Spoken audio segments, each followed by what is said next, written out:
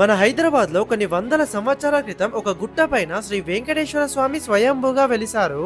ఇక్కడ ఈ వెంకటేశ్వర స్వామి టెంపుల్ ఉందని మన హైదరాబాద్ లో ఉన్న చాలా మందికి తెలియదు. ఇది ఎక్కడ అంటే తిరుమలగిరిలో శ్రీ నాగదేవత టెంపుల్ వెనకాల ఒక గుట్టపై ఉంటుంది. ఇక్కడ ఫస్ట్ ఈ గుట్ట కింద స్టార్టింగ్ లోనే మనకి వెంకటేశ్వర స్వామి పాదాలు కనిపిస్తాయి. నెక్స్ట్ మనం గుట్ట పైకి వెళ్ళడానికి అప్పట్లోనే ఇక్కడ నేచురల్ గా మెట్లని చెక్కారు. పైకి వచ్చిన తర్వాత మనకి ఈ వెంకటేశ్వర స్వామి ఆలయం కనిపిస్తుంది. ఇక్కడ లోపల గుహలో మనకి స్వయంభూగా వెలిసిన శ్రీ వెంకటేశ్వర స్వామి దర్శనమిస్తారు. ఇక్కడ ఒక శివలింగం కూడా ఉంది.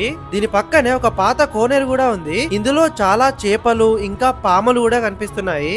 ఒకప్పుడు ఈ వెంకటేశ్వర స్వామిని దర్శించుకోవడానికి చాలా రిస్క్ చేసి ఈ కోనేరు పక్క నుంచే నడుచుకుంటూ వచ్చేవారంట. దీని పక్కనే ఇప్పుడు ఇంకొక వెంకటేశ్వర స్వామి ఆలయాన్ని కూడా కట్టించారు.